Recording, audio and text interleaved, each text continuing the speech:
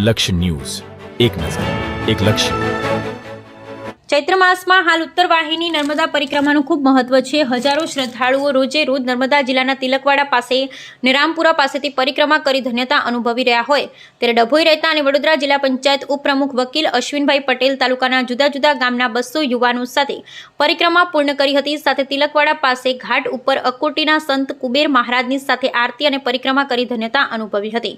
નમામી દેવી નર્મદે, જેના વહેણમાં ઋષિ મુનિઓના સ્વર સંભળાતા હોય અને દર્શન માત્રથી તમામ પાપમાંથી મોક્ષ મળતો હોય તેવામાં નર્મદાના સાનિધ્યમાં હાલ ચૈત્ર માસમાં નર્મદા પરિક્રમાનું અત્યંત મહત્વનું રહે છે. દેશમાં એકમાત્ર નદી જેની પરિક્રમા થાય છે ત્યારે હાલ ચૈત્ર માસમાં ઉત્તર વાહિની પરિક્રમાનો લાભ હજારો ભક્તો લઈ રહ્યા છે.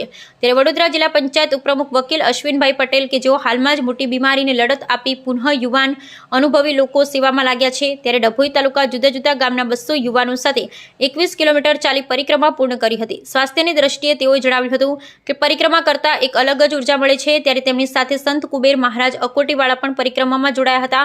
તિલકવાડા ઘાટ ખાતે માં નર્મદાની આરતી કરી અને પરિક્રમા કરી ધન્યતા અનુભવી હતી.